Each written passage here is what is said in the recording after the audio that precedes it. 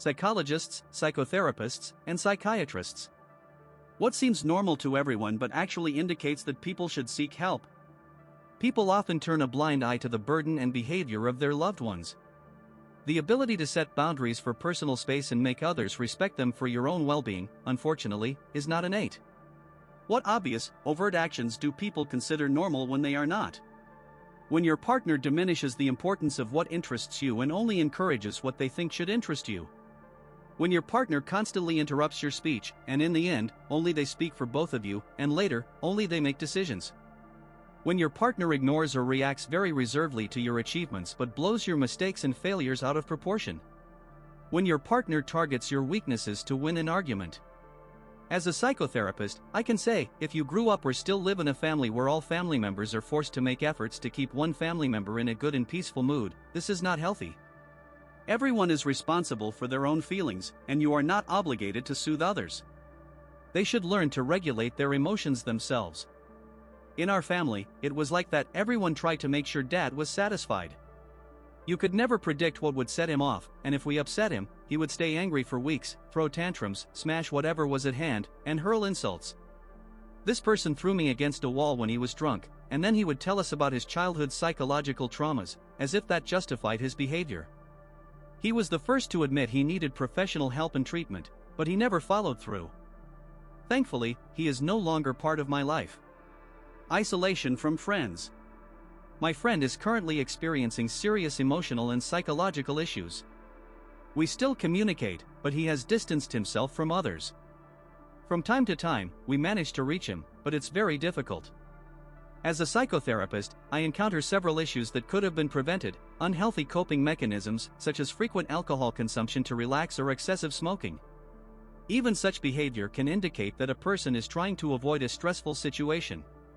Self-harm, like hitting oneself, banging one's head against objects, deliberately burning oneself, or cutting, all suggest it's time to seek professional help. Behavior in children or teenagers that seems normal but isn't. For example, running away from home, a tendency to fight, or silence.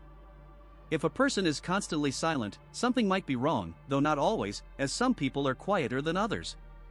But if a child, teenager, or adult rarely speaks or is always silent in the presence of parents, this suggests they need to speak privately with a specialist who can assess whether they are safe. I've seen people shut down due to abuse from loved ones, and one of the main signs of this is silence. I've also seen people from stable families who couldn't communicate due to extreme anxiety, and without professional help, it's hard for them to overcome this issue. Mood swings. When a person's mood shifts from one extreme to another frequently or regularly, this is also a concerning symptom. It's often attributed to an eccentric personality or hormones, but such things can also be symptoms of serious issues, from bipolar disorder to post-traumatic stress disorder. I'm curious about how much procrastination and lack of motivation are normal and when they are not. According to my psychotherapist, if you're just doing something else instead of what you're supposed to, that's fine. But if you absolutely can't bring yourself to do, for example, homework, something is wrong. I used to have anxiety attacks about homework to the point that when I needed to do it, I'd either suddenly lose all energy and fall asleep or have a breakdown. How did I break this pattern? Honestly, only with the help of antidepressants and ADHD medication. I recently started taking small doses of ADHD medication, and if you compare my current ability to sit down and complete homework to before, it's night and day. Before I started taking them, I'd feel anxious just starting tasks, and that feeling wouldn't leave me the entire time I was working. My brain kept telling me to get up, pace, grind my teeth from boredom, or just open a new browser tab and watch recommended YouTube videos.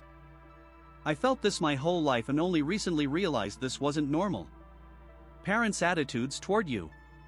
Seriously, much of what parents do may seem normal but actually isn't, and it causes emotional harm with long-lasting consequences. Only when I met my wonderful mother-in-law did I realize what a narcissistic mess my mother truly is.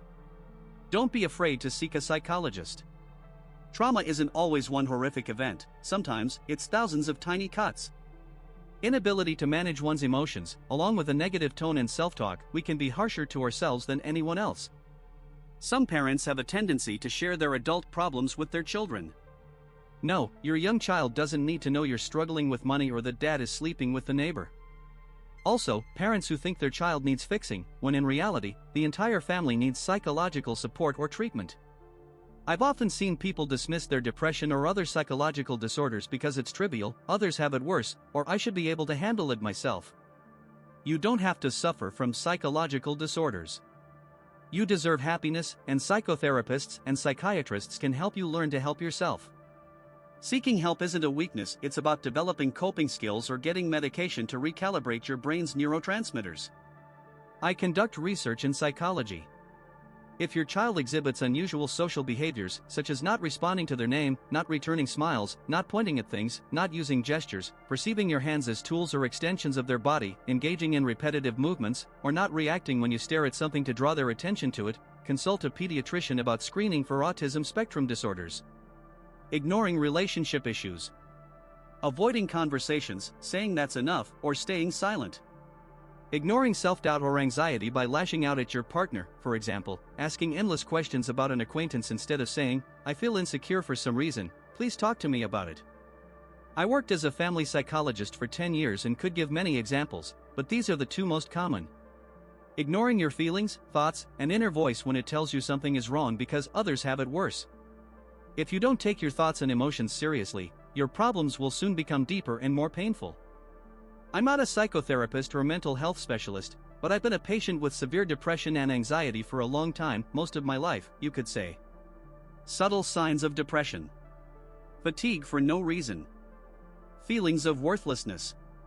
Random outbursts of anger. Loss of interest in favorite activities. Mental sluggishness. Declining grades or work performance. Desire to disappear. Belief that everyone would be better off without you. Feeling like a burden. Frequent illnesses. Self-isolation. Feeling useless. Intrusive thoughts. Staring into space for hours. Sudden crying spells. Feeling you don't deserve happiness. Subtle signs of anxiety. Shortness of breath in crowds. Rapid heartbeat. Dizziness and nausea. Sweating. Racing pulse. Inability to stay calm. Stuttering. Overreacting to minor issues. Shutting down. Dry mouth. Hypersensitivity to surroundings. Feeling like someone is watching you. Feeling constantly judged. Feeling like everyone is out to get you. Feeling like traps are set everywhere. Feeling programmed for failure. Vomiting before tasks. Uncontrollable trembling. Insomnia. Uncontrollable fear. Expecting the worst outcome. Fear of leaving the house. Some of these symptoms are interconnected, but I've experienced all of them. They vary from person to person. Please don't hesitate to seek help, these professionals want to help you. If you don't have money, look for free specialists. You have a right to happiness. You have a right not to feel like the worst person alive. I know seeking help is scary, but it's worth it. Don't think they'll just lock you in a padded room or put you in a straitjacket. Even if you end up in a psychiatric hospital, they'll genuinely care for you because they want to help you get better. Outbursts of anger. I'm shocked at how often people overlook adult tantrums or downplay them, saying, "Oh, he's always like that when he's angry, he'll calm down soon." No, adults should be able to manage their anger and handle it appropriately. Anyone can get angry, it's completely normal, but we shouldn't lose control so quickly and do things we'll regret. Overexhaustion. If you're so exhausted that you can't get out of bed or do anything all day, even if you don't yet feel emotional problems, your body is shutting down to force you to pay attention. The same applies to aches, frequent colds, and so on. Don't lose your health. Attitude toward alcohol. I won't judge how normal it is for you or your loved ones, but you're definitely not a role model if you're downing a bottle of wine or 6 beers every few days to relax, cope with stress, or unwind.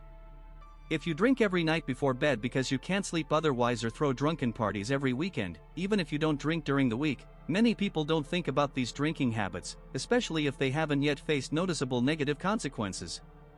But I've noticed that these drinking patterns often negatively affect relationships, careers, and overall well-being.